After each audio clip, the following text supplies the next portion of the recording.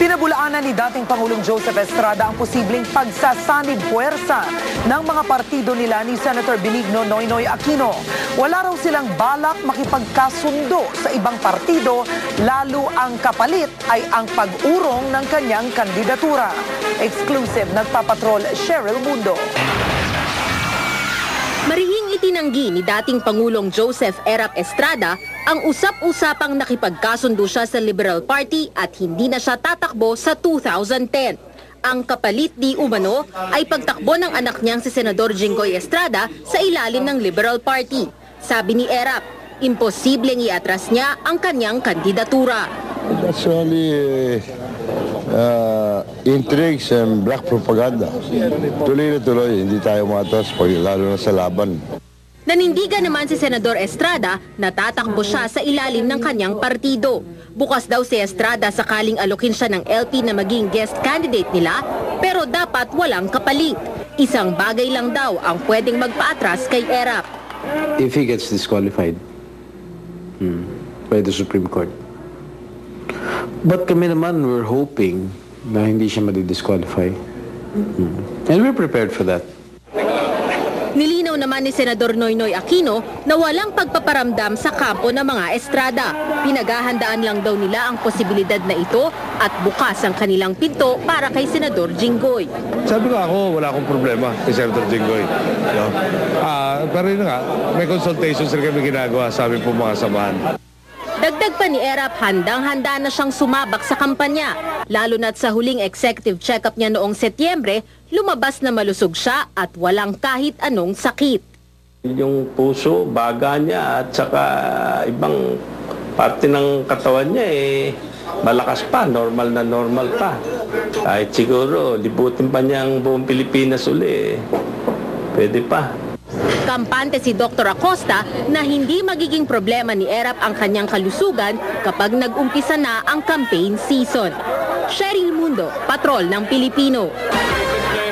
Naghihintay pa umano ng divine intervention si Senador Miguel Zubiri kaugnay ng alok sa kanya na maging Vice Presidente ni Defense Secretary Gilbert Teodoro ng Lakas Kampi. Kahapon sinabi ni Zubiri na malabo niyang tanggapin ang alok ni Teodoro. Pero kanina, pinatawag siya ng Malacanang sa pamamagitan ni Pangulong Arroyo. At matapos ang kanilang pag-usap, ay nagsabi si Zubiri sa pamamagitan ng kanyang media officer na maghihintay pa siya bago magpasya kung tatanggapin niya ang alok na maging running mate ni Teodoro. Nauna na rin inialok ni Teodoro sina Senador Ramon Bong Revilla na tumanggi na at dating Optical Media Board Chair Edu Manzano.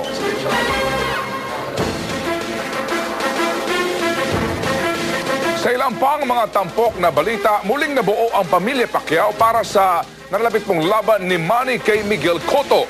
Nasa Las Vegas ngayon si Mommy D at pati po ang tatay ni Pacman na dati pong asawa ni Mommy D at kanyang mga kapatid. Mula sa Las Vegas, Nevada, USA, nagpapatrol Diane Castillejo. Kompleto na ang cheering squad ni Manny Pacquiao para sa laban kay Miguel Cotto. Sabay dumating kanina sa Las Vegas ang ina ni Manny, si Nanay Dionisha, ang kanyang tatay Rosalio, at mga kapatid na si Ruel at Isidra. Dahil gabi na, ang kapatid na si Bobby Pacquiao ang sumundo sa pamilya na galing pang General Santos City sa Pilipinas. Masigla si Nanay Dionisha sa kanyang pagdating. Ito na ang ikalawang biyahe niya sa Amerika para manood ng laban ng anak. Narito na ako, nakarating na. Pilipinas, nandito na. Pero gaya ng sa huling laban kay Ricky Hatton, hindi raw manonood ng laban sa loob ng MGM Arena ang nanay ni Pacquiao. Doon ako sa may hotel lang, nagpaiwan sa kanila, nag-pray lang ako.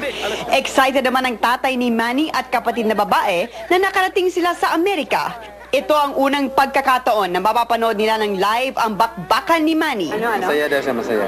Masaya, hindi ko kalain na makarating ako dito. Masaya ang buong pamilya Pacquiao na magkakasama sila sa pagsuporta kay Pacman. Samantala, handa na rin ang isa pang Pinoy boxer na si Z Gores para sa kanyang bakbakan sa Las Vegas sa Sabado. Isang buwan nang nag-ensayo sa Amerika si Gores para sa laban kay Luis Melendez ng Colombia. 10 rounds ang laban sa Bantamweight Division sa House of Blues sa Mandalay Bay Hotel, isang araw bago ang laban ni Pacquiao. I believe myself that manalo talaga ako ngayon. Dayan Castillejo, patrol ng Pilipino, Las Vegas, Nevada.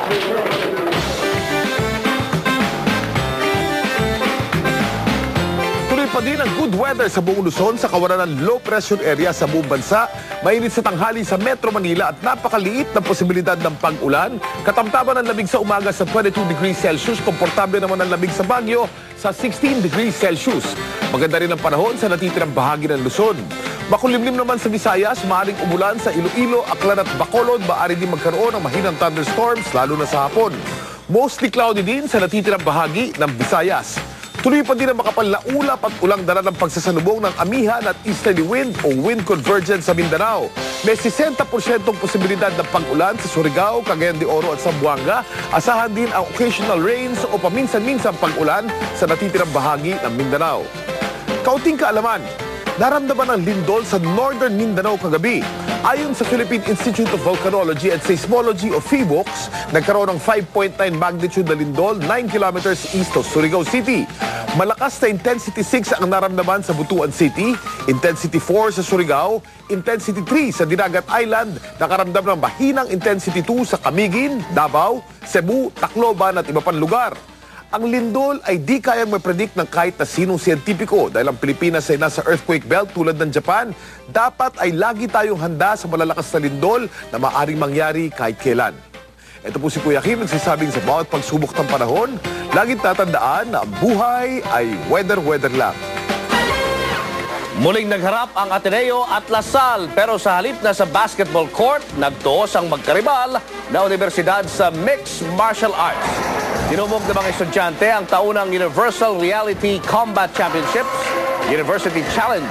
Pambato ng Green Archer si Meshal Alcuzim habang si Ralph Mendita naman ang sa Ateneo. Agresibo ang Blue Eagles sa umpisa ng laban pero nalaig ang lakas si Alcuzim at tinanalo ang laban. Susunod!